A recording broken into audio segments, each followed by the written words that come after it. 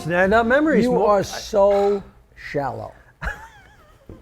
I'm shallow. I need to start with this. I know we have a guest. We will get to her in a minute. You are so shallow. And you know why I say that? Why?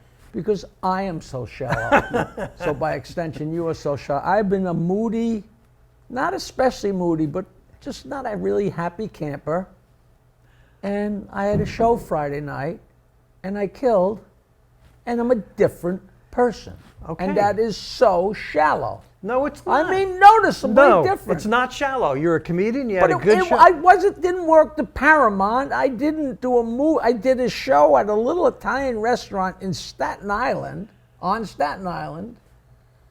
But it was killer, and like I'm a new guy. All right. How can you be that shallow? I don't know, Jackie, but you might be a new guy to you, but you're sounding a little bit like the old guy right now. Not to keep this about No, me, but Jackie. I am especially happy today because I had a knee replacement exactly a year ago, and I've exercised every day since. And it's been 1 year, and today was my last time with the knee bends and the crap, and I am done, and it's behind me. So that's another reason that I'm this happy. Well, to Are you regular ever going to introduce the guest? to regular viewers of Stand-Up Memories, this is the happiest. Both of you. This is the happiest Jackie's ever been. I'm Peter Bales. This is the happiest Jackie the Joke Man. We'd Martling. like to apologize. Peter did not get the memo to wear the matching shirt. So he's a little... I am. I have stripes, they have checks, and we have Larry Izzo, a comedian. Now, Jackie told me about Larry. With the I met Larry on the Anthony Cumia show, and we're the same age. We had so many of the same... We were like instant friends, right? We were just instant friends. So... But the way Jackie explained it was, he's a comedian and an exterminator. Ex-exterminator. He's an For the mob. For the mob. No, but that you can't lead But with I that. actually said, you led with that to me, and I said, you want me to book a hitman on our show? I said that. That's what you made it sound like. But You he's said a he was hitman, but what he kills is not people, he kills bugs. It was interesting. He was a top exterminator in Manhattan. He wasn't a comedian and an exterminator. He did his exterminations and became very, very successful, #1 in the tri-state area. And then he How do you measure retired that? and decided, How do you get who else would claim that? And then he Were you the decided top to go into exterminator comedy. in New York City? I was one of them. Well, that's terrific. And you... I give him top. Well, I think you kill audiences now, right? Now Well, you're yeah, that's a the only comedian. trade, the two trades that you can kill and bomb in the same thing. But he was telling me, well, and it's interesting, the whole thing. And then he started telling his stories about, but let him tell. Yes, okay. Larry's a comedian, and him and his girlfriend have become very dear friends of me and my girlfriend, Barbara Well, Klein. that's nice. This is all nice. No, but that's, it's warm. It's Well, I'm nice. going to say Larry Izzo, comedian and exterminator, ex-exterminator, now a comedian. Who and also does a podcast. cooking podcast. A cooking. Tell us about your cooking podcast. Well, the podcast is called The Thrill of the Kill. And the cooking But it show, wasn't originally. When I first met it's you, two, it was... two different shows. Oh, two different shows. So we have the Thrill of the Kill podcast. It's an audio podcast. I interview exterminators and anybody that's killing anything in any trade. And not. I get that. Right, not literally. But Not and them. the cooking show is cooking with comics. So we cooked with comedians. And we shot a couple of shows at Jokeland at my house. Yes. And I think we told the story on this show where we had a great show and we're having a wonderful time. And I made beef stroganoff and we're sitting around eating it and it was wonderful. And I realized that I hadn't put the sour cream in it, which meant we were eating beef stew. And we all maybe we were a little stoned. I think that's a don't great idea. You cook with comics. Yeah. Boy, well, are comics educated in the art of cuisine? Most of them are not. Yes. So, So what do you Jackie do? was, but most of them don't. So I make up a recipe or give them a recipe to make, and then we do it. Minervini showed up with a TV dinner. I'm bad with that. I show up at 7-Eleven, and the guy behind the counter goes, the usual. John Peasy's puppets cooked better than he did. But it's really fun, there's nothing more fun than, even at home when you're making dinner for friends and you're standing around in the kitchen. It's always great. It's always great. Well, I think that's terrific. What a great idea. I just don't think I'm suited for, I'm not good at cooking. I can eat. Think he should be. I think you should be on the show. I think he should be your next guest. Well, I will cook, but I honestly... you have to have a meal that you especially like. I do. What is that? Mush. And I'm serious. What are you, the little rascal? I'm not even kidding. Okay, Jackie gets it. Mush. And the reason is because my father was born in Louisville, Kentucky, and came to New York at age 12. He brought that recipe with his family, and cornmeal mush. Hold on. There's a recipe for mush? There is a recipe, and it's been passed down from my father's family to my brother and I, who he has passed it down to his daughter. We had cornmeal mush on Christmas Day. I have no idea what that is. I thought it was cereal. It's just like bad oatmeal. It's basically made out of cornmeal and salt and water. And now, do you understand what's going on right now? I'm trying. We're doing his podcast. This is what you can do on his podcast. I'll say it on his podcast. You can explain it to everybody. You made a reference to the Little Rascals. They hated mush because they had to have it every day. But if you have something on Christmas Day every year with bacon, okay, and in the North they put syrup on mush, in the South they don't. It's just butter. Mush is an incredibly poverty people's food. Bacon is like $10,000. It's like having a Well, you asked me, what do we have Christmas morning in my family? You do not. Mush with bacon. And to this day. To this day, because my niece now makes it. And it's a special recipe from Kentucky. Imagine having a family where the recipe that's passed down from generation to generation is mush. Mush. And you know what you wind up with? I'm proud of that. I love it. I'm going to be on the show with him. I will be your sous chef. You could be the sous chef. So I'll hand you the I can get that recipe and the spoon. I'll get the recipe and the timing and everything, and you will find it delicious and special. If you have to have it every day, mush is mush, but this is mush. Yeah, I don't think I want to have it one day in a row. So Larry's talking about how he has a new client. Tell him the story about having a new client and you and your father going out to breakfast. Well, my new client. This is years ago. This is years ago. We're going back to the 70s, early 70s. I had a client, and I did not know he was a made gangster. Okay. So now you did cockroaches, rats, everything. You name anything. it, we killed it. Yes. So we did the whole 9 yards. We service a lot of restaurants, and this gentleman and his brother-in-law and his sister-in-law brother-in-law and sister had this restaurant called Joe and Mary's Italian restaurant on Knickerbocker Avenue.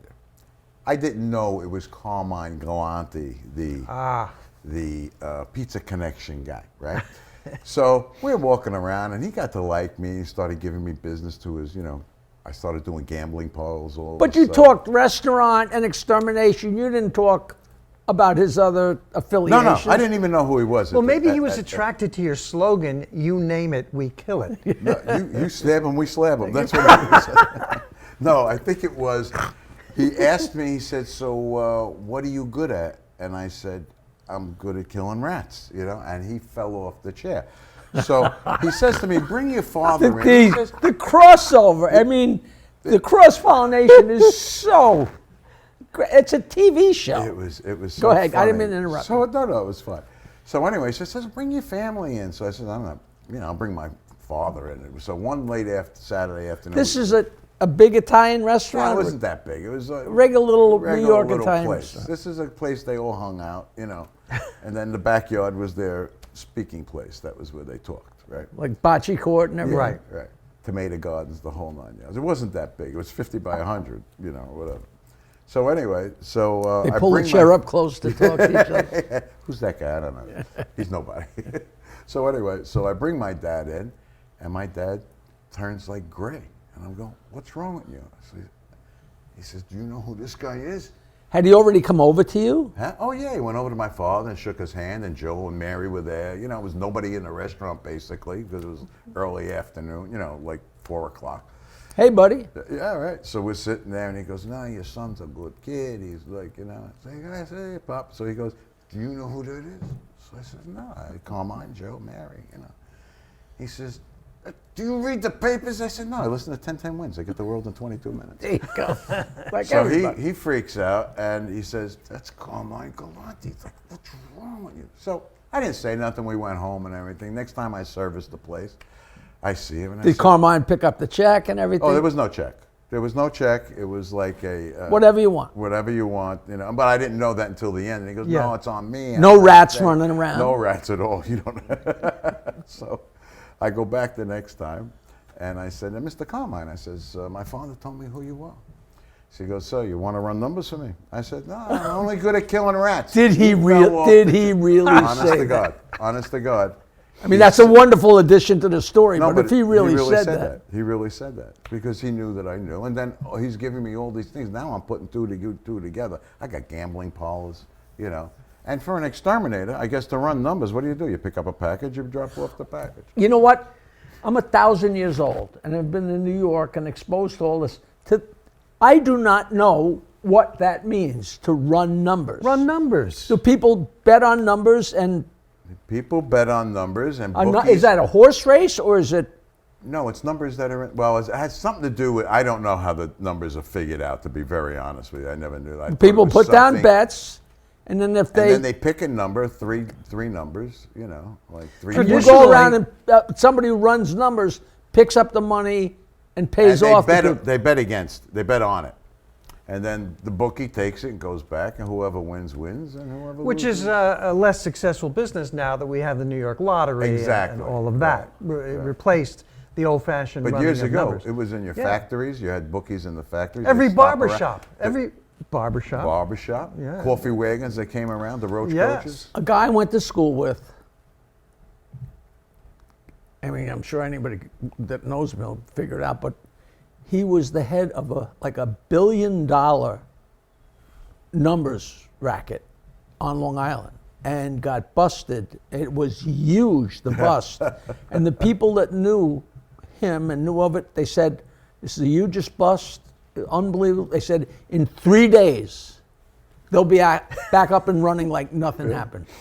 I mean, I guess that is so solid, and people are so set in their ways, But you didn't realize that in When you all get out of jail, I want number 4, 7, and 11. Queens, all the candy stores, all Yes. the coffee, cappuccino shops in the back was with the numbers parlor. And they used to have gambling parties like for days. We used to go into a place that looked like a storefront, and the people would be sitting there from Thursday till Sunday. So one time, I think in Ridgewood, and this is a true story, I don't know. Did they ever ask you to join in the game? No, I didn't have that kind of money anyway. Right, You don't want right. to get involved in that stuff. Well, I got to tell you, so you were an exterminator and you were involved, and before I say this, the statute of limitations has I passed wasn't involved. in the numbers racket with the mob. and Look we're- at this. Now he's got me in the numbers racket. We get the guests here on Stand Up Memories. So how do you go from Wait, I want to know. exterminating- Wait, he didn't fit. So how did you react to your father? Did he tell you should stop working there, or? Well, he said, "What are you, crazy? You don't get involved with them," because he was from the neighborhood. He knew. And you people, said you're know. not involved. You're doing I a said, "I'm not, service. I'm doing a service. It's like Right, the person everybody- that sells them the hamburgers. Exactly. Everybody needs an exterminator, Right. right? Everybody needs it. Even exterminators. Even exterminators. Right. So it was a great gig, man. I had all the gambling parlors in the city in Queens. Wow. And they were illegal in themselves. Yes. Wow, okay. You know, we used to go to an Italian deli for lunch in high school, and it was Joe and Mama, and they'd be there, and they'd be making us ham heroes or whatever. And Joe was always walking around and disappearing into the back, and come back. And eventually, people said, "No, he's doing numbers. He must have been taking phone calls or what, But when you're a kid, you think, oh yeah, ha ha ha. But I'm that's sure what he I was, thought. you know. I wasn't really in tune to this. You know. So when you're killing vermin, does it strike you, I should do stand-up comedy?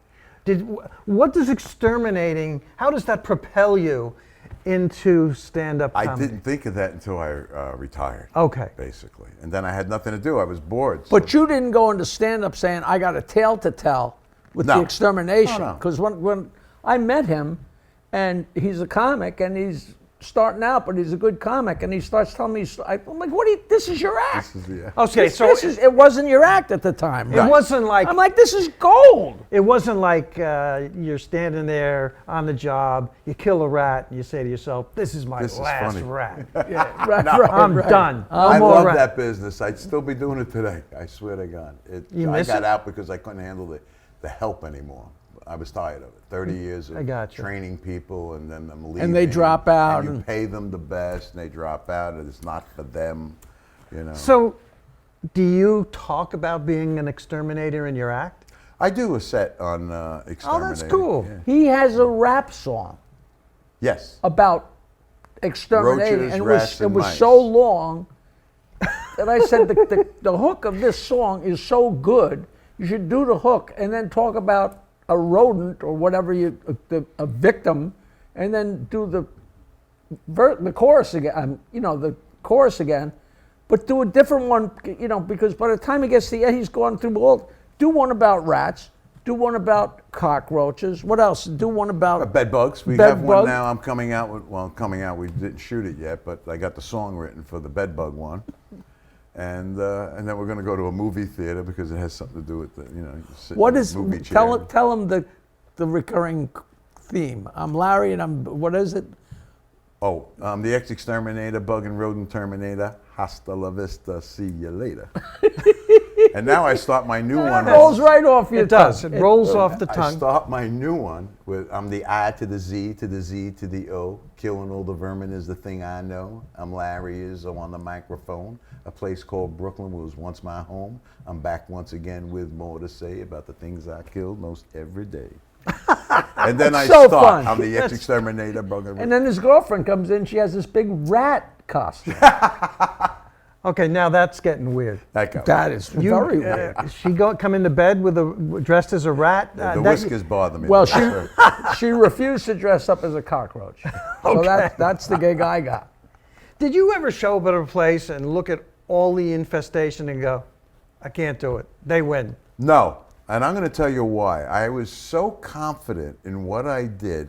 I would go to restaurants like Le Serp. No in job the is city. too big for you. No, and that was my slogan, Basically, no job is too big, no job is too small, because you got people that won't do a small job. You're losing business because that could turn into a Right. bigger job, right? So, and that's what I did, I just went around and serviced all these restaurants. So I had Le Serp as a customer, and I went in there for an interview because he was interviewing me. He says, "I've got 6 exterminators, and how are you going to help me? You just another one." I said, "Don't pay me." And now they want to give you money as soon as you say that, right? Yeah. I said, "Don't pay me because I'm confident that within 30 days I'll have this place under control. And if you don't like me, don't pay me, shake my hand, I move on." And that was it.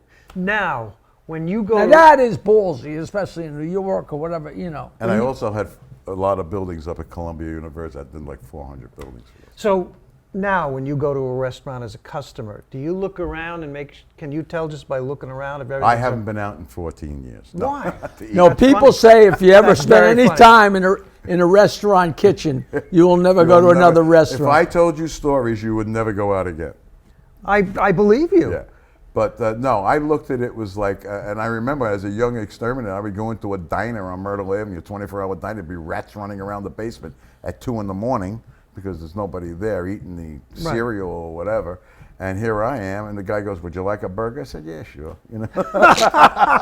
What's the biggest rat you ever saw? I would say a good 18, 19 Oh. inches. With the tail. With the okay. But the funniest story, and this is a good rat story. I'm downtown Brooklyn, I'm doing a bagel store. And the guy says to me, he says, So it's a Jewish rat. yeah, it was a Jewish rat. so Somebody had to say I it. know. Yeah. the guy says to me, he says, you know, we have major problem here. So I says, well, what's the problem? He says, well, this Sunday, he says, we're making the vat of the mix of the bagels. He says, and a rat. There was a blow event right above the vat. Rat runs through the blow event, gets mangled up, and all the stuff goes into the vat. So I said, that must have been a bitch removing all that stuff. He says, what? Remove. Would you like a dozen bagels? I don't think so. Oh. There's raisins in those bagels that you don't know. So that I thought was hysterical, and you wouldn't like. What? But the harmful thing, the horrible thing about that story is, that's not a one-off. Oh no! You know that's happened there. It's happened here. It's happened. Do you really want me to go on about this? Because I could talk about this all day. I want, I think it's want Jackie. fascinating. I want Jackie. I'm going to request one of Jackie's jokes. I'm just going to say one word, and he'll know what the joke is. But he knows my act. Well, this is for our audience at home. So a guy goes into a diner and he says to the waitress, "I want a bowl of hot chili." I didn't even have to say the word. And she says, "I'm sorry, sir. The guy next to you got the last bowl." And he looks over, and the guy next to him's just about done eating his meal, but the chili bowl is still full. He said, "Well, you going to eat that?" The guy says, "No. You want it?" He says, "Yeah, I'd love it." He says, "Help yourself." He says, "Thanks." He takes the chili bowl and starts eating the chili. He gets about halfway down, and his fork hits a dead mouse. And he's like, and he pukes the chili back in the bowl. And the other guy says, "That's about as far as I got, too." I laugh at that every time. We were doing a story. Robin was doing a news story on the Stern Show, and she started doing a news story about a guy who was eating in a diner, and it had, the fake ceiling, and a mouse dropped out of the ceiling onto his table, and I started giggling, and Howard said, "What do you got a joke about a mouse in the?" I said, "Yeah," and everybody told me they drove off the road. I never told jokes on this show, but that was just too pregnant a situation. Larry Izzo, exterminator, comedian. Let's tell the audience, how do they find your podcast? Oh, on Spotify, Apple Radio. And its title is? The Thrill of the Kill podcast. The Thrill of the Kill podcast. And this is somebody who's killed a lot in his life, not in a bad way. That's the thrill of the kill. It's just. That's a great title.